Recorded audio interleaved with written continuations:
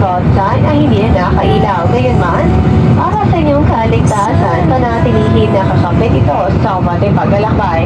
Mag-ingat din po tuwing magbubukas sa mga overhead compartment.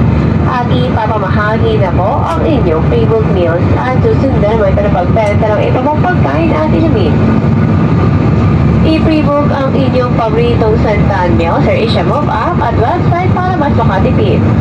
Tingnan din ang Santan catalog pati pang exciting deals. Kung kayo po ay may nais bilhin, huwag ko ding ipaalap ito sa amin. Pinapayuhan namin lahat na mag-ingat sa naman ang card sa gitna. Maraming salamat po.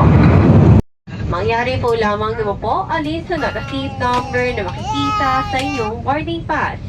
Mahigpit ipinagbabawal ang paglipat ng buwan ng walang pahintulot para sa weight and balance ng ating eroplano.